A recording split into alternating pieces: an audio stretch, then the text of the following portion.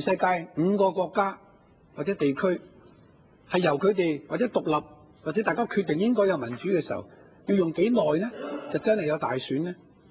第一個例子就東帝汶喺1999年10月就印尼就俾佢哋獨立，佢哋係1年11個月後，即係2001年8月30號就有首屆嘅國民議會選舉。第二個例子，科索沃喺1999年3月達成和平嘅協議，喺2001年11月，即係等咗2年8個月就有普選，即係第一個第一屆嘅國民議會選舉。第三個例子就係波斯尼亞喺1995年嘅12月達成一個 Dayton Accord 嘅協議，喺1996年9月就有第一屆嘅國民議會選舉，即係等咗9個月啫。第四個例子，阿富汗2001年12月有個波恩嘅協議，2004年10月9號，即係等咗3年10個月就頭一屆嘅國民議會選舉。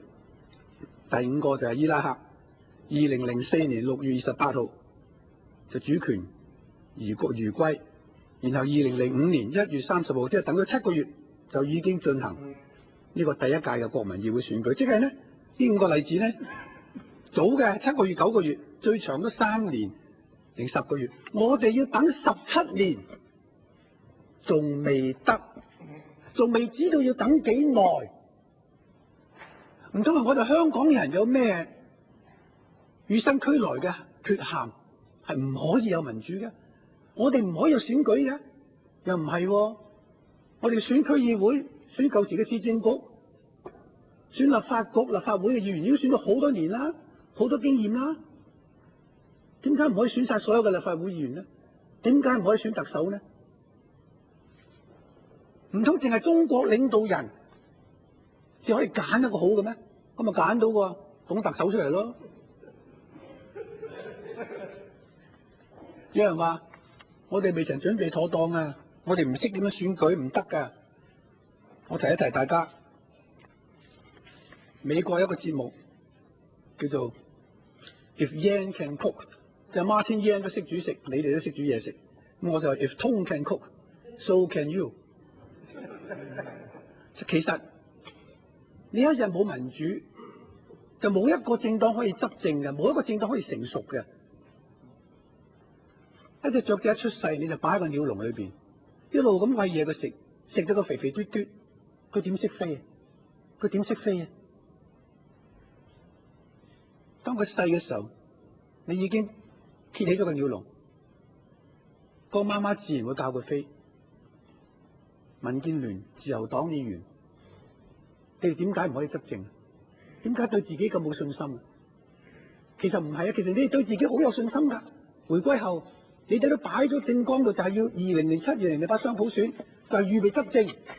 李鵬飛嗰陣時係民主黨自由黨嘅主席，佢話第一屆你做啦，馬丁做得衰咗，民建聯做啦，做得衰咗我哋做咯。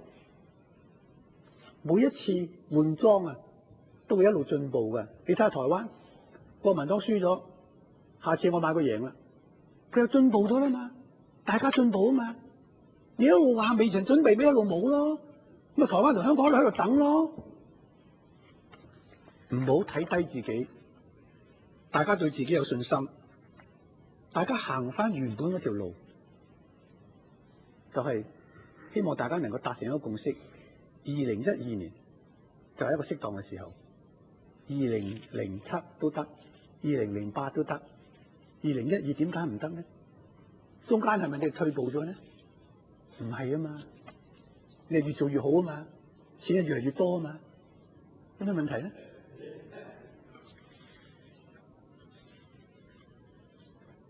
點解有人問點解要將呢個政改方案同埋個時間表要捆綁或者掛鈎？理由好簡單啫嘛，基本法寫得好清楚，附件2第一屆嘅立法會議席之中，60席議席之中，20席直選，第二屆24席直選，第三屆30席直選，一路向前行嘅。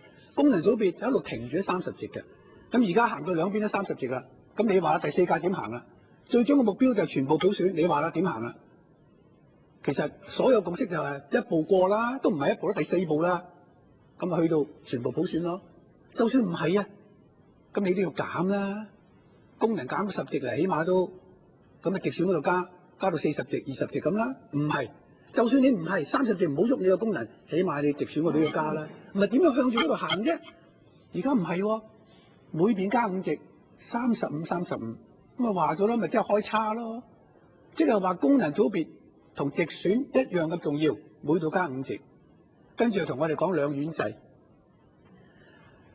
今日早啲嘅時候，第4條質詢嘅時候，我問局長，佢就冇答我，任何人都冇答到。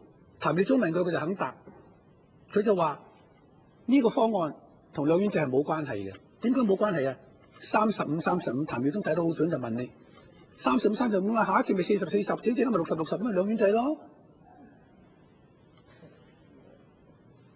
所以我哋唔能夠接受就係咁，因為你違背基本法啊嘛。你舊時個老細彭定康都一嚟到香港簽書下都多口話一句啦，兩院制唔得，違背基本法。同埋我已經咧上議院入咗去啦，我話俾你唔係好嘢，香港唔啱使。你有時以前個頂頭上司有時都啱嘅講啲嘢。而家問題就係，我情願唔改，情願唔加每邊5席。點解呢？如果你20席、24席、30席，而家要停，咁咪停咯。我咪等間燈轉綠咯，我咪繼續向前行咯。而家唔係，你要向左行，因為要避緊紅燈向左行。我大佬去邊度啊？一左幾時你翻去轉翻右向前啊？唔知喎，嗰度唔知有冇路轉右嘅喎。點可以咁樣叫我哋接受呢？點可以接受呢個方案先，然後喺個策法會嗰度再傾呢？就算策法會傾掂晒啊，雖然大家知道啦，策法會裏邊民主派佔幾多個人呢？就算傾掂咗，香港拍到板咩？唔要阿爺拍板咩？所以呢個問題上，我哋唔能夠咁單純，就係話呢個方案要支持咗先。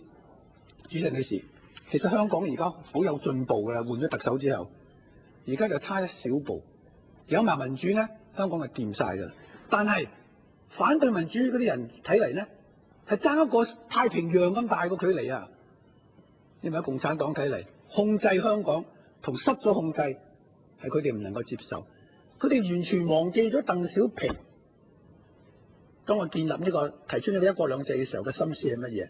就係俾我哋有一個好嘅制度，等到壞人都做唔到壞事。朱振女士，我哋希望睇呢個問題嘅時候，唔好忘記台灣，唔好忘記我哋國家對台灣統一嘅呢個目標，搞好香港，希望台灣好快脆能夠同我哋國家統一。多謝你。